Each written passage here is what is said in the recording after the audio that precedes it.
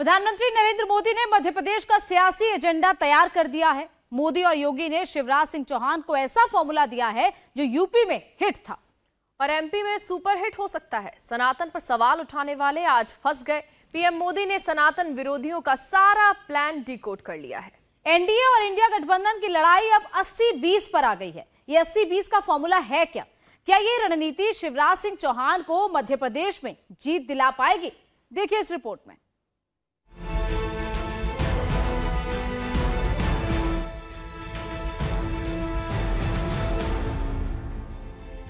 कल दिल्ली में India alliance की मीटिंग, आज मध्य प्रदेश में पीएम मोदी की जनसभा। यह जनसैलाब बीना में उमड़ा है, जहां हिंदू आबादी 92.82% है। आने वाले कुछ महीनों में मध्य प्रदेश, छत्तीसगढ़ और राजस्थान में विधानसभा फिर लोकसभा के चुनाव होने हैं। इन तीनों राज्यों में हिंदू धर्म को मानने वाले करीब 90% हैं। मध्य प्रदेश में 90.89% हिंदू हैं, तो छत्तीसगढ़ में 93.24% और राजस्थान में 88.49% हिंदू आबादी है। यहां जातियां भले ही अलग अलग हों, लेकिन सबकी आस्था हिंदू धर्म में ही है। तो क्या इन राज्यों में 28 दलों वाला इंडिया गठबंधन कामयाब हो पाएगा? ये सवाल इसलिए कि इंडिया गठबंधन का प्लान है कि सनातन को नीचा दिखाओ, जातियों की बात करो, दलितों की बात करो, पिछड़ों की बात करो, ब्राह्मणवाद का डर दिखाओ, हिंदू समाज में बंटवारा करो। इंडिया गठबंधन का सनातन विरोधी सारा प्लान आपको बताएंगे, लेकिन सनातन का विरोध करने वालों को पीएम ने क्या कहा, सुनिए। ये इंडिया अलायंस की नीति है, एक घमंडिया गठबंधन की नीति है, भारत की संस्कृति पर हमला करने की। इंडिया अलायंस का निर्णय है, भारतीयों की आस्था पर हमला करो। इंडिया अलायंस घमंडिया गठबंधन की नीयत है, भारत को जिस विचारों ने, जिस संस्कारों ने, जिस परंपराओं ने हजारों वर्ष से जोड़ा है, उसे तबाह कर दो। ये घमंडिया गठबंधन, ये इंडिया अलायंस उस सनातन संस्कारों को, परंपरा को समाप्त करने का संकल्प लेकर के आए हैं। इंडिया गठबंधन के सनातन विरोध के पीछे 2024 का चुनाव है। देश में लोकसभा की 543 सीटें हैं। मध्य प्रदेश, छत्तीसगढ़ और राजस्थान में कुल 65 सीटें आती हैं। इंडिया गठबंधन की पहली रैली भोपाल में अक्टूबर के पहले हफ्ते में होने वाली है। इस रैली में आएंगे डीएमके नेता एम.के. स्टालिन, वो स्टालिन जिसके बेटे और तमिलनाडु सरकार के मंत्री उदयनिधि ने सनातन धर्म को डेंगू और मलेरिया कहा था। ए राजा ने सनातन की तुलना कुष्ठ रोग और HIV से की थी। डिंडीगुल आयलियोनी ने अयोध्या में भगवान राम के जन्म को फर्जी बताया था। स्टालिन के ही एक और मंत्री पोनमुडी ने कहा कि सनातन का विरोध करना ही इंडिया गठबंधन का मकसद है। रैली में शामिल होंगे कांग्रेस अध्यक्ष मल्लिकार्जुन खड़गे, जिनके बेटे प्रियांक खड़गे ने सनातन धर्म को बीमारी बताया था। कर्नाटक के मंत्री जी परमेश्वर ने कहा था, हिंदू धर्म का उदय कैसे हुआ पता नहीं। समाजवादी पार्टी के नेता अखिलेश यादव भी वोट मांगेंगे, जिनके नेता स्वामी प्रसाद मौर्य सनातन को धर्म नहीं धोखा बताते हैं। दिल्ली के सीएम अरविंद केजरीवाल शिरकत करेंगे, जिनके नेता राजेंद्र गौतम सनातन धर्म को खत्म करने की बात करते हैं। लालू प्रसाद यादव भी आएंगे, जिनके प्रदेश अध्यक्ष जगदानंद सिंह ने तिलक लगाने वालों को गुलाम बनाने वाला कहा, तो बिहार के शिक्षा मंत्री चंद्रशेखर यादव ने रामचरितमानस को नफरती ग्रंथ बता दिया था। तो सवाल है कि क्या इन राज्यों की 90% हिंदू आबादी स्टालिन, खड़गे, केजरीवाल, अखिलेश यादव और लालू प्रसाद यादव के कहने से वोट देगी?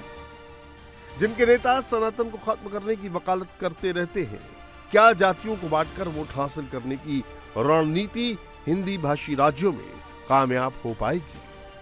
मध्य प्रदेश, छत्तीसगढ़ और राजस्थान में बीजेपी का सीधा मुकाबला कांग्रेस से है, तो फिर कांग्रेस सनातन विरोधी बयान पर चुप्पी क्यों साधे है? सनातन विरोधी साजिश के फ्रंट में भले ही डीएमके नजर आ रही हो, लेकिन सेंट्रल में कांग्रेस ही है। अचानक कांग्रेस और इंडिया गठबंधन सनातन को तोड़ने और जातियों को जोड़ने का प्लान क्यों बनाने लगे, इस आंकड़े से समझिए। 2019 के चुनाव में पूरे देश में 52% हिंदुओं ने एनडीए को वोट दिया था। ये 2014 के मुकाबले 9% अधिक था। 52% हिंदू वोटर्स में अपर कास्ट ने 59% वोट किया। ओबीसी की बात करें तो उनके 54% वोट बीजेपी अलायंस को मिले। वहीं हिंदू आदिवासी 46 और हिंदू दलितों के 41% वोट एनडीए के खाते में गए थे। राजस्थान में तो 62% हिंदू वोट एनडीए को मिले थे। यानी मोदी के नाम पर हिंदुओं ने एकजुट होकर खूब वोटिंग की थी। कांग्रेस इसी एकजुटता को जातियों में बांटकर तोड़ना चाहती है। ये कैसे होगा, इसे भी समझिए। मध्य प्रदेश में पिछड़ों की आबादी 50.09% है, तो वहीं एससी 15.6%, जबकि एसटी 21.1% है। ब्राह्मण महज 6% है। यानी 6% ब्राह्मणों का डर दिखाकर कांग्रेस बाकी के हिंदू वोटर्स को अपनी तरफ लाने की कोशिश में है। इसीलिए सनातन पर एक के बाद एक प्रहार किए जा रहे हैं। मेरे परिवारजनों, भारतीय जनता पार्टी राष्ट्रभक्ति की, जनशक्ति की भक्ति की और जनसेवा की राजनीति के लिए समर्पित है। वंचितों को वरीयता, यही भाजपा के सुशासन का मूल मंत्र है। भाजपा की सरकार एक संवेदनशील सरकार है। दिल्ली हो या भोपाल, आज सरकार आपके घर तक पहुंचकर आपकी सेवा करने का प्रयास करती है। सनातन की जो नई परिभाषा समझाई जा रही है, क्या वो सच है या महज सियासी फायदे के लिए लोगों की आस्था पर प्रहार किया जा रहा है? बीना में पीएम मोदी ने जनता को समझाया कि सनातन की नई व्याख्या क्यों की जा रही है। सनातन को मिटाकर ये देश को फिर 1000 साल की गुलामी में धकेलना चाहते हैं। लेकिन हमें मिलकर ऐसी ताकतों को रोकना है। हमारी संगठन की शक्ति से, हमारी एकजुटता से उनके मंसूबों को नाकाम करना है। अयोध्या में भव्य राम मंदिर का निर्माण हो रहा है। यहां भगवान राम की दिव्य मंदिर स्थापना की जाएगी। उनके साथ ही यहां स्थापित होंगी शबरी और वाल्मीकि की भी मूर्तियां, क्योंकि ये सनातन है, जिसकी संस्कृति की पहचान संत रविदास है। जो सनातन संस्कृति संत रविदास का प्रतिबिंब है, जो सनातन संस्कृति माता शबरी की पहचान है, जो सनातन संस्कृति महर्षि वाल्मीकि का आधार है, जिस सनातन ने हजारों वर्षों से भारत को जोड़े रखा है, ये लोग मिलकर अब उस सनातन को खंड खंड करना चाहते हैं। आज इन लोगों ने खुल करके बोलना शुरू किया है, खुल करके हमला करना शुरू करके दिया है। कल ये लोग हम पर होने वाले हमले और बढ़ाने वाले हैं। देश के कोने कोने में हर सनातनी को, इस देश को प्यार करने वाले को, इस देश की मिट्टी को प्यार करने वाले को, इस देश के कोटि कोटि जनों को प्यार करने वालों को, हर किसी को सतर्क रहने की जरूरत है। पीएम मोदी ने मध्य प्रदेश में चुनावी एजेंडा सेट कर दिया। सीएम योगी ने शिवराज सिंह चौहान को वो फॉर्मूला दे दिया है जिसके सहारे वो 150 सीट जीत सके। क्या है वो फॉर्मूला, आप भी समझिए। यूपी विधानसभा चुनाव में विपक्षी पार्टियों ने योगी को घेरने के लिए जातीय समीकरण साधना शुरू किया था। उनको भरोसा था कि हिंदुओं को जातियों में बांटकर वो जीत हासिल कर लेंगे, लेकिन योगी के 80-20 फॉर्मूले ने विपक्ष की सारी रणनीति फेल कर दी। अब जब इंडिया गठबंधन का वो प्लान डिकोड हो गया है जिसके लिए वो सनातन पर सवाल कर रहे थे, तो बीजेपी मध्य प्रदेश में 90-10 फॉर्मूले के साथ आगे बढ़ सकती है। दरअसल बीजेपी की रणनीति ही लोगों को जाति की जगह धार्मिक आधार पर जोड़ने की रही है। कांग्रेस बीजेपी की इसी ताकत को कमजोर करना चाहती थी। यही वजह है सनातन विरोधी बयानों पर पार्टी चुप थी। लेकिन मध्य प्रदेश के लोग कितने सनातनी हैं, ये कमलनाथ भी जानते हैं। यही वजह है कि छिंदवाड़ा में कभी बाबा बागेश्वर तो कभी प्रदीप मिश्रा की कथाएं हो रही हैं। अब कांग्रेस को सनातन के सवाल पर जवाब देते नहीं बन रहा।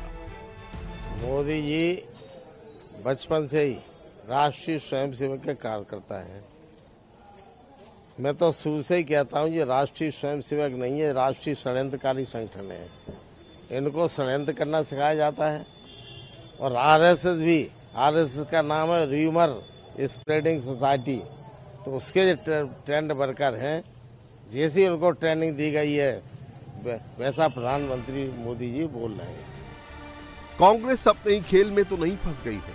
सनातन पर प्रहार से उसे भले ही दक्षिण के राज्यों में कुछ फायदा मिल जाए, लेकिन उत्तर भारत में उसे नुकसान उठाना पड़ सकता है। मध्य प्रदेश की 230 में से 200 से अधिक सीटों पर हिंदू वोटर ही हार जीत तय करता है। यहाँ पिछले चुनाव में सिर्फ 2 मुस्लिम विधायक ही चुने गए थे। बीजेपी ने मध्य प्रदेश में 200 सीटें जीतने का लक्ष्य रखा है। पिछले चुनाव में कांग्रेस से ज्यादा वोट पाने के बावजूद बीजेपी को सत्ता गंवानी पड़ी थी। पार्टी पहले मोदी का नाम और शिवराज का काम आगे कर जनता के बीच जाने वाली थी, लेकिन सनातन विवाद ने उसे ऐसा मुद्दा दे दिया जो उसके लिए काफी मुफीद है, क्योंकि इस पार्टी को हिंदुत्व के ही करंट ने 2 से 300 के पार पहुंचाया है। कल अदालत खुलेगी, कल तारीख लग गई है। कल ये फैसला होना है कि श्री कृष्ण जन्मभूमि के सभी केस मथुरा में सुने जाएंगे या फिर हाई कोर्ट में। लेकिन इससे पहले सबूतों का अंबार लग गया है। नए सबूत आ गए हैं। मथुरा में सबूतों की प्रदर्शनी लगा दी गई है। जिसको चाहे आकर देख लो क्या क्या नए सबूत मिले। नई तारीख पर यह सस्पेंस हट जाएगा। मथुरा में जो लोग सवाल उठाते थे, दूसरे पक्ष के लोग जो रोकने की कोशिश करते थे, उनको आंख खोलकर इन सबूतों को देख लेना चाहिए, ताकि जब कल तारीख आए तो फिर सच से सामना कर पाए।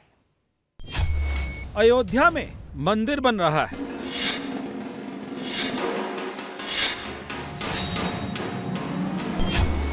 काशी में कॉरिडोर बन गया है।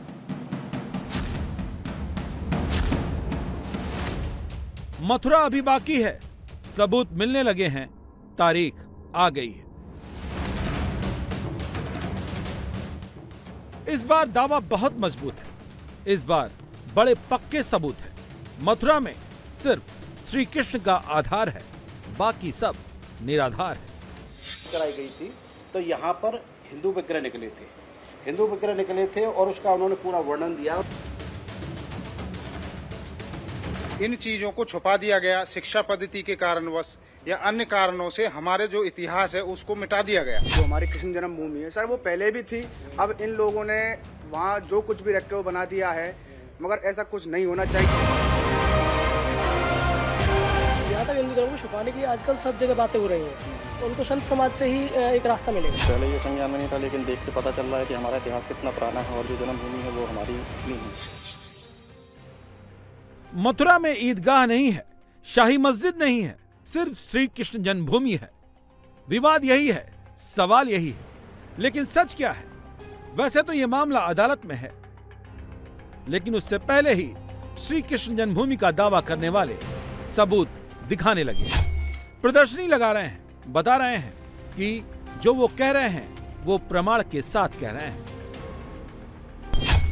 बता रहे हैं मंदिर का नक्शा है जिसमें मंदिर का सबूत चस्पा है। किताबों की लंबी फहरिस्त है जिसमें जन्मभूमि के सबूत हैं, अदालतों के आदेश हैं, गजेटियर में छपा है, कृष्ण का प्रमाण मिला है, मूर्तियां हैं, शिलालेख हैं, हर प्रमाण में श्री कृष्ण साक्षात हैं। मैं आपको दिखाता हूँ, ये फ्रैंकस गुटियर की किताब है और फ्रैंकस गुटियर औरंगजेब आइक्नोलॉजी, इसमें विस्तृत रूप से ये दिखाया गया है कि किस तरह से 1670 में औरंगजेब ने विध्वंस किया था मंदिर का, और विध्वंस करने के बाद यहाँ के विग्रह को आगरा ले गया और आगरा की जो जामा मस्जिद उसकी मूर्तियों में ये दबाए हुए हैं। ये बिल्कुल क्लियर स्थिति है, इन किताबों में पूरा वर्णन है मंदिरों का तोड़ने से लेकर के और मंदिरों का विध्वंस करने का। देखिए ये इसका पूरा यहाँ पर विध्वंस किया गया है, यहाँ पे दिखा रहे हैं, यहाँ इसका डिटेल्स मौजूद है कि किस तरह तोड़ा गया, किस तरह ले जाया गया।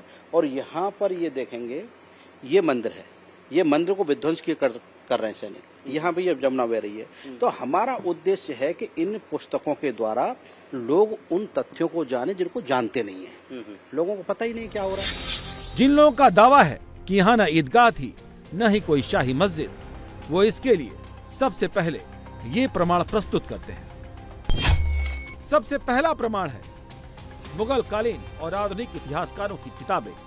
ये वो किताबें हैं जो राम मंदिर के वक्त भी कोर्ट में सबूत के तौर पर पेश की गई और काशी विश्वनाथ मंदिर में भी सबूतों का ये बड़ा आधार है। इसलिए इन किताबों की विश्वसनीयता भी बरकरार है। किताब यामिनी इसके राइटर अल उतबी हैं, जिसमें श्री कृष्ण जन्मभूमि का जिक्र किया गया है। अल उतबी का जिक्र क्यों मायने रखता है वो भी जान लीजिए। अल उतबी महमूद गजनवी का मंत्री था, वही महमूद गजनवी जिसने भारत में आकर मंदिरों को तोड़ा था।